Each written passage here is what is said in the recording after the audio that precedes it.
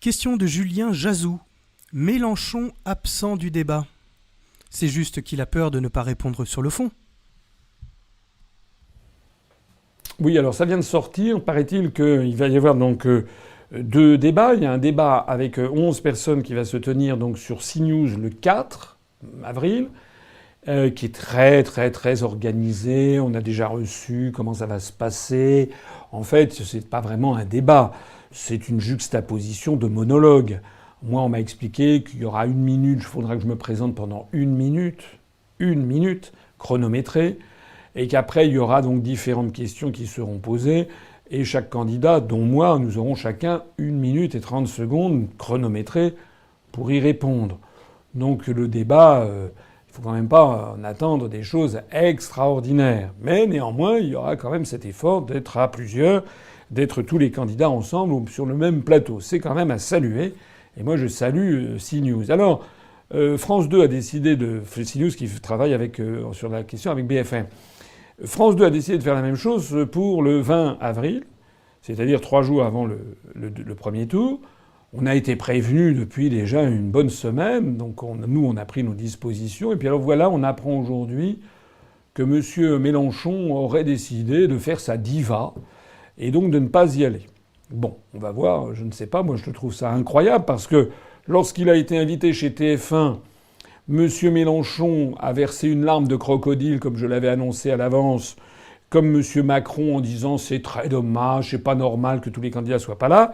Puis voilà que maintenant, il va y avoir tous les candidats qui sont sur France 2. Ça ne va pas encore, cette fois-ci, il va se mettre aux abonnés absents, semble-t-il. Moi, je trouve ça encore une mélenchonnade, encore un enfumage invraisemblable. Paraît-il d'ailleurs, d'après les informations de ce soir, mais tout ça, ça peut bouger, ça peut revenir sur sa décision, j'en sais rien. Mais on apprenait que M. Macron allait suivre le même chemin. En définitive, tout ceci témoigne du fait que peut-être ils n'ont pas très envie d'être confrontés à d'autres candidats, et peut-être notamment à moi. C'est pas impossible. En tout cas, ça n'est pas c'est pas un indice de force, ni de sérénité, ni de responsabilité. Il faut pas exagérer.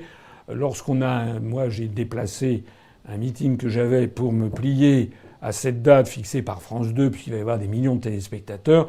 Rien n'est plus important, évidemment, que de participer à ce débat, ne serait-ce que dans un souci démocratique. Jouer la diva, c'est pas bon. Je trouve que ça fait capricieux.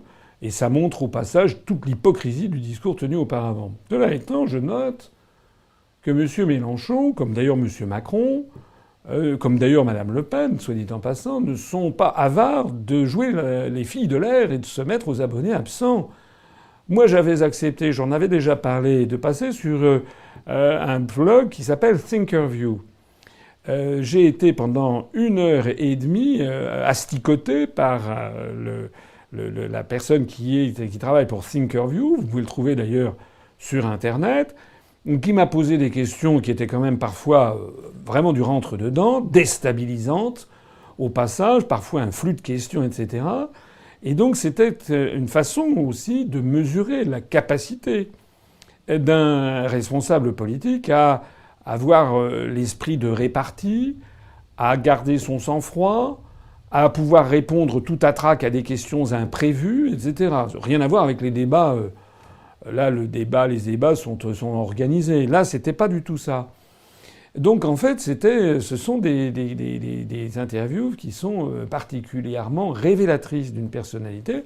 J'ai vu qu'à Thinkerview, ni Mme Le Pen, ni M. Fillon, ni M. Macron, ni M. Mélenchon n'ont accepté de se livrer à cet exercice. Voilà. Ça veut dire qu'il leur faut toujours des béquilles idéologiques. Ils se font représenter. Cet après-midi même, j'étais au sommet, enfin au débat de l'association franco-russe, qui est animée par Thierry Mariani, qui avait invité tous les candidats à l'élection présidentielle à venir parler des questions géostratégiques de France et de Russie. Et c'est un des sujets les plus fondamentaux qu'il y ait pour l'élection présidentielle. Il n'y a pas de chose plus importante, puisque, je le disais tout à l'heure, c'est directement lié à l'article 5 de la Constitution qui précise que le président de la République est le garant de l'indépendance nationale, donc des liens avec l'OTAN, et l'article 14 qui fait du chef de l'État le chef de la diplomatie. Donc il C'était vraiment un sujet de président de la République. Eh bien, sur les 11 candidats à l'élection, sont allés, c'était à l'Assemblée nationale que ça se tenait, eh bien, il y a 4 candidats qui n'y sont pas allés. Il y en a un qui a absolument refusé d'y aller et de se faire représenter, c'est M. Macron. Ça augure bien, ou plus exactement, ça augure très mal de ce qui se passerait si M. Macron était élu président de la République, ce qui n'aura jamais lieu d'ailleurs. Mais si M. Macron était élu, on voit qu'il est complètement dans la main de l'OTAN et qu'on partirait dans une politique totalement irresponsable de style Obama-Clinton contre la Russie. Mais mon propos était de dire que Mme Le Pen, M. Fillon, M. Mélenchon se sont fait représenter. Mais moi, j'y suis allé, parce que lorsque c'est un débat important, c'est comme par exemple pour l'Association des maires de France, c'est pareil.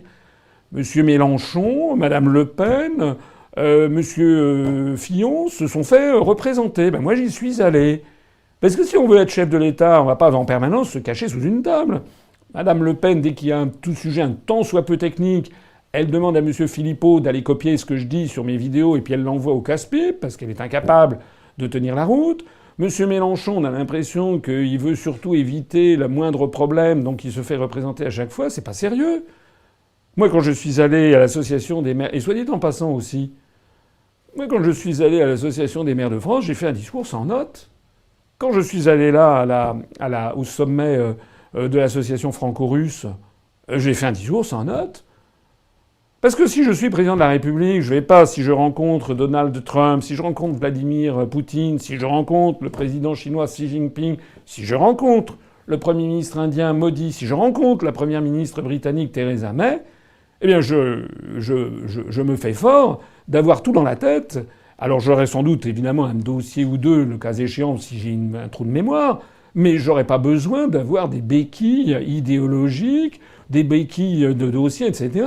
C'est le propre d'un chef d'État que d'avoir la capacité intellectuelle à mémoriser tout ça. D'ailleurs, on m'a dit tout à l'heure que j'avais été le seul, non seulement le seul, enfin il y a eu 2 autres candidats qui sont venus à ce sommet, à cette réunion franco-russe, mais paraît-il que je suis le seul à avoir parlé sans notes. C'est quand même, là aussi, moi je vais de surprise en surprise.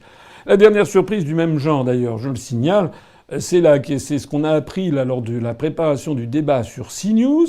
Il y avait donc moi j'avais un représentant, Thibault Longeon, qui a participé à la préparation avec les représentants des différents candidats.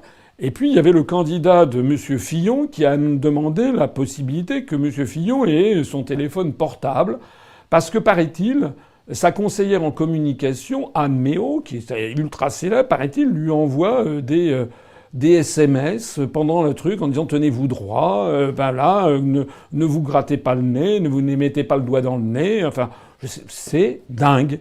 Voilà, ça veut dire que si M. Fillon était président de la République, il faudrait qu'il ait des SMS en disant il faut serrer la main à M. Poutine, alors attention, là il faut que je fasse attention, il faut que je dise ci et ça.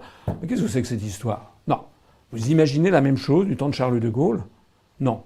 Non, il faut avoir quelque chose de sérieux. D'ailleurs, il a été décidé par les organisateurs qu'on n'avait pas le droit à avoir un téléphone portable pendant l'émission. Moi, ça me rappelle quand j'étais élève et étudiant, il y avait des étudiants qui avaient des anti-sèches. Bon, voilà, c'est pas sérieux. C'était d'ailleurs jamais les meilleurs étudiants qui avaient des anti-sèches, soit dit en passant.